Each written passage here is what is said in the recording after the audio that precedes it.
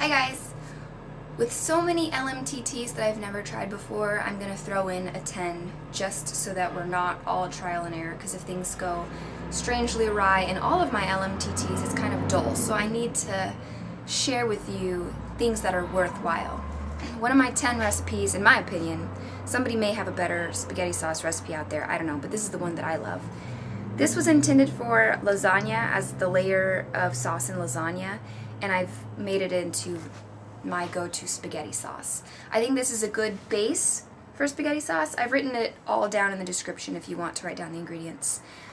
I think it's a good base, and you can use just about any kind of meat you want. You can use more herbs or less. You can manipulate it pretty easily. So that's why I think it would be nice to share with you guys so that you could change it into your, make it into a sauce that you love. We've got some lean ground beef. I like Laura's ground beef because of all of these things, and I try to find kosher really nicely. This obviously is not, because this is just regular old Italian sausage, but we'll get into all of that. It says 1 pound of Italian sausage, which is typically just a pack of these. Sometimes they come in links and I'll have to cut them and open them up. And it says 3/4 cups ground beef, but I always add a pound because the more meat the better. Half a cup of onion. At the beginning of the week, I always chop up things for convenience, so I just pulled these out very conveniently, and you saute those. And the other ingredients, let me show you. The recipe is also one of my favorites because you often have everything in your cupboard to make this. This is the tomato paste that I used from that soup that turned out to be something I didn't like. You need 2 cans of tomato paste, 2 cans of tomato sauce, a can of crushed tomato, and then basil, fennel, salt. The onion I've already got chopped. I've already got one chopped, and Italian seasoning and pepper. Fresh ground pepper, of course, if you like, but it's difficult for me to crunch this up and measure it. I'd rather just pour it out of that old box. And then the garlic, I'm using that garlic again because it's just so convenient. Why are you doing this to me? Why are you being this way? I thought we were friends. I really need a new tripod, like in a real kind of way. I've got a little olive oil in my... I don't have instructions written on this because you don't really need instructions because you throw everything into the same pot. But I like to start by getting my olive oil a little hot and then adding my onions. I like this recipe because I make a lot of it, and then I store portions in the freezer in my little glass Pyrex, and then I can just boil some noodles on the stovetop, drain the noodles, and then pop the frozen sauce into the noodles and then mix it all around. You can microwave the sauce if you like, but I just try not to microwave things. Maybe it's paranoia, I don't know, but I microwave plenty of things, but if I can avoid it, I avoid it. So we're just gonna get the onions so they're sauteed a little. My heat needs to be higher. I have it on medium heat. As I'm waiting for the onions to saute, I'm just going to talk to you a little bit about how I approach making this ginormous amount of sauce. I have little Pyrex glass containers with a lid, and if you want to go so far as to, sometimes I do, if I think I'm going to store it in the freezer for a long time, maybe I'm going overboard, maybe it's unnecessary, but I put the sauce in here, and then I put saran wrap, and then I cover it in foil, and then I put the lid on.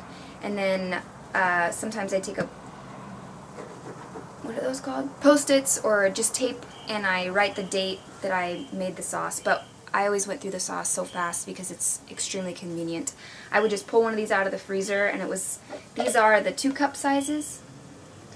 And I would pull one of these out of the freezer, and it would make a meal for my husband and I. It's a lot of sauce, but he's a big man. I will never ever use canned sauce ever again in my life for anything that calls for tomato spaghetti sauce. So when I make chicken parmesan, I pull one of these out of the freezer and I use it for my chicken parmesan. I use it for anything that calls for spaghetti sauce at all. And you can make a bunch of different things with this. The chicken parmesan recipe that I have is also a 10. It's the most magical thing with fresh basil. It's delicious, and I will make that for you also, and I will likely use one of these sauces I pull out of the freezer.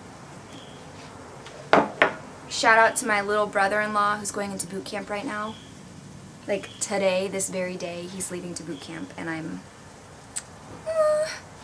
He watched a couple of my videos, and I was like, aww.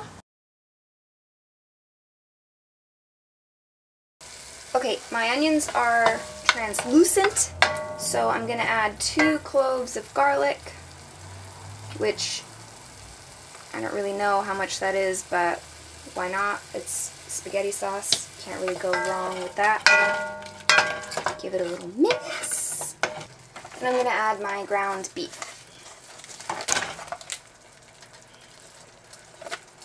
And break it up. And I don't drain the grease that comes off when you cook off the meat, because I use super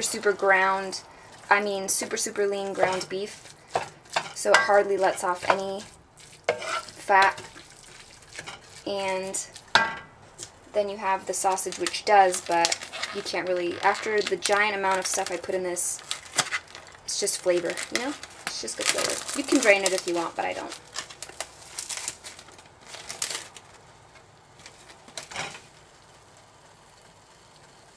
And then I just stand here and constantly chop at it so that it's broken into pieces. Because if you just let that sit and cook, it's going to cook into one large chunk of meat, but I want meat in every bite. So we're just going to ground it and chop at it all the livelong day until the meat is browned. And that way,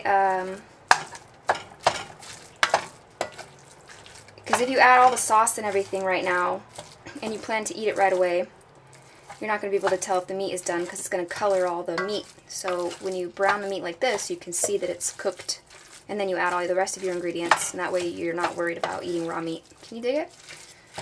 So what I like to do is I kind of pull this out of order, because as the meat browns, I like to season it, because I feel like the meat will take in the flavor better when it's raw and then cooking versus if it's already cooked and then I add the seasoning. So anytime I'm cooking meat in a recipe, I add the seasoning almost right away, and that's what I'm going to do. So I have 1.5 teaspoons dried basil.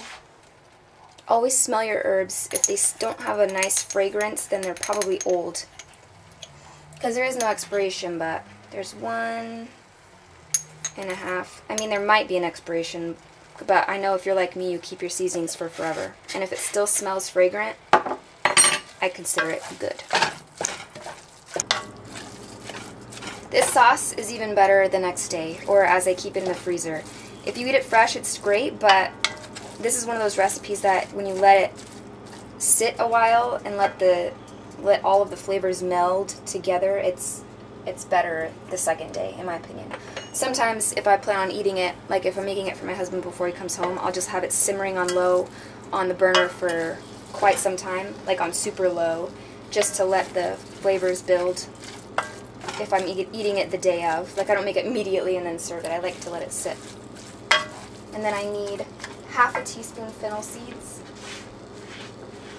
You can completely omit the fennel. A lot of people strongly dislike fennel. For those of you who don't know, that's what fennel looks like. A lot of people don't like it. So I use half a teaspoon of fennel.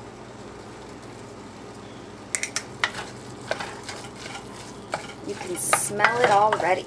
I don't understand why anyone would buy jar sauce. This is the easiest thing to make if you just have 15 minutes. It literally takes, I'm taking longer because I'm explaining, but I whip this up in less than 20 minutes or 15 minutes. It's very fast.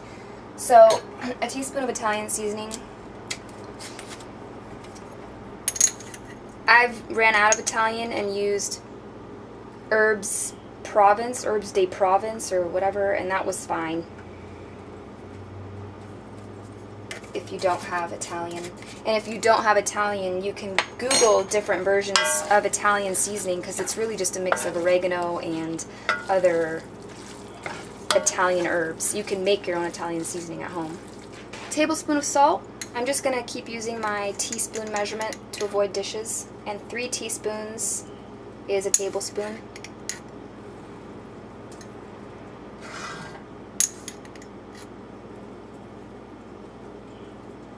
And because I used a little bit more meat, I'm just going to add a tiny bit more salt.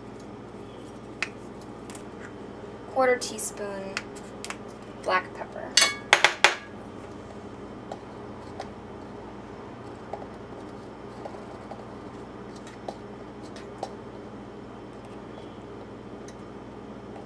Totally just going to eyeball this.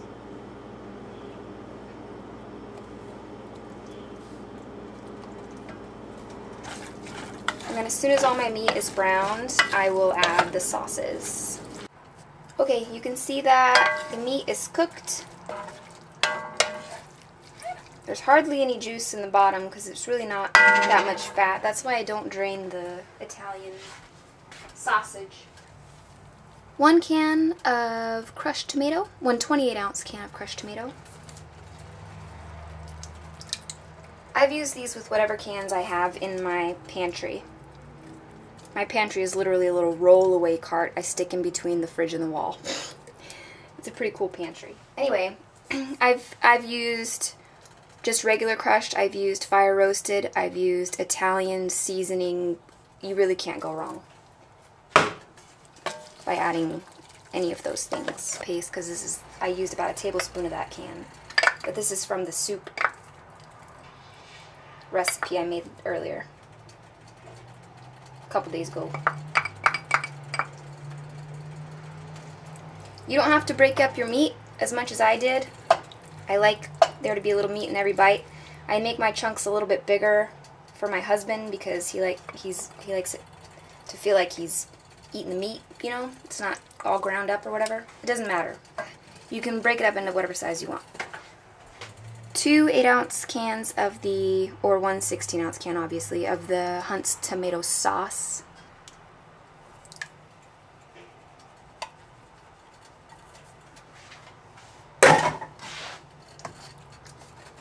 And the last can of tomato paste.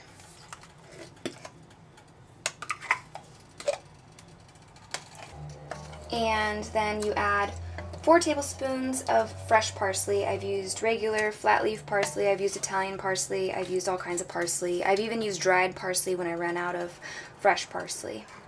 So I'm going to go chop up some parsley. I didn't measure it, I eyeballed it.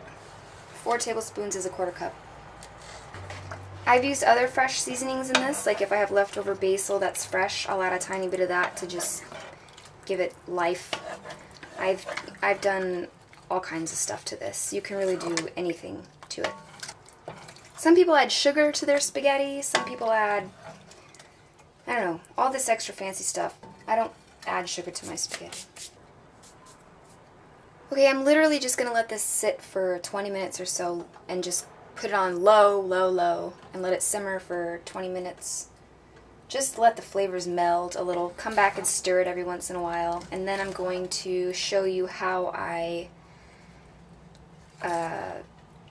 deal with this. So I've let it sit for about 20 minutes. I came over and stirred it a few times, and it's just now starting to steam. Because we added all of that canned stuff, it got a little cold. So in order to heat back up, it's been simmering for 20 minutes. I believe in letting it come to a heat very slowly.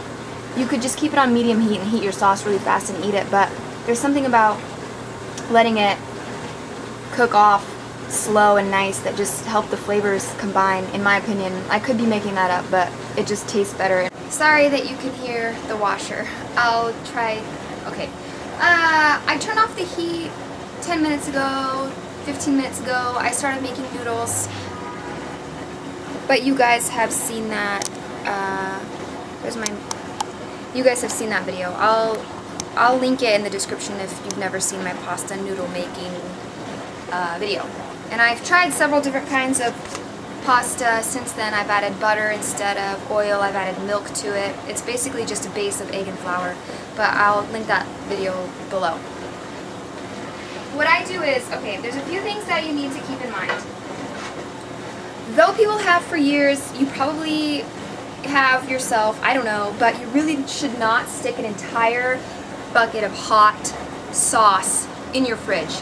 Number one, it's going to warm up your entire fridge, and especially if you put it like in your freezer or something, it's going to make everything in there warm. The temperature will increase a lot, and it could spoil other food in there. And food health code, I worked in the food service industry for a little while, so I'm very aware of bacteria that can grow in your food and things like that. And so what I have seen people have, okay, so the restaurateurs have this giant, maybe it's marble, but it's a giant stick that they keep in the freezer, and then they stir sauces, soups, pastas, anything that they're going to put in the refrigerator. They stir it with this cold, I think it's marble, stick to cool down the chili.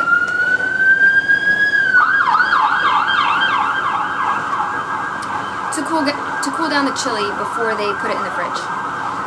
For me, because the window is, what is the window?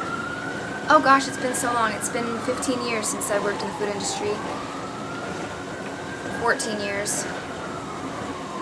Is it 40 minutes to 4 hours? I don't remember. Anyway, you need to get it cool. If your food sits in between 40 minutes to 4 hours, or is that the fine period? I can't remember, Google it. But what I like to do is, let me just move you over here.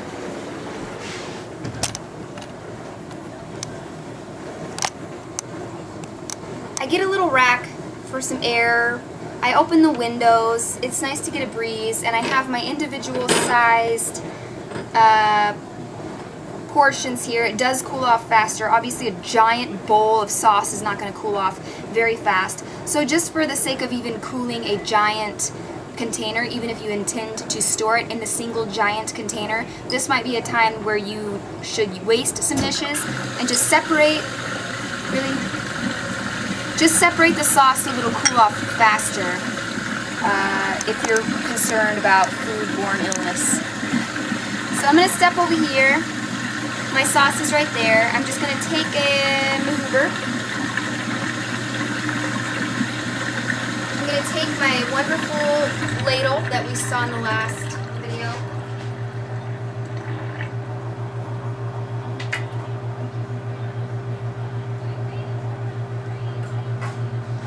And I'm going to set this on the, I'm going to set it here to cool. And then in about 20 minutes, I'll maybe locate them to the fridge, or depending on how cool it is, I'll feel it, and that's when I'll move it to the fridge or the freezer. If you put it directly in the freezer, it'll cool faster, so it's safer, especially if it's in small portions. If you put it in the fridge, it's going to take a lot longer to cool down, so mind you, if you go to stick something of large volume into the fridge, because it won't cool down as fast as you think, and then it'll be in that bacteria growing stage, and I can't remember the hours. Also, when I wrap it, I'm not going to wrap it right now, obviously, because I want the steam to leave and I want it to cool off. I'm rushing because I'm literally trying to get ready for work.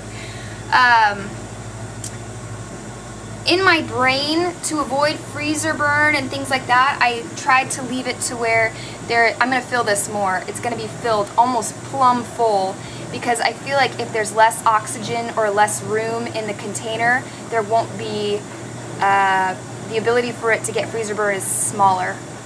And because I do store these in the freezer, I've stored them in the freezer for 3 months, 4 months, and nothing has happened in a bad way. So I do fill it all the way to the brim.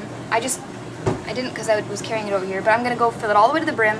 And then when I lay that saran wrap, plastic saran wrap over the top, or you can just put the lid, but I feel like the lid is not as snugly fitting as it could be, and I'm kind of over compulsive and obsessive.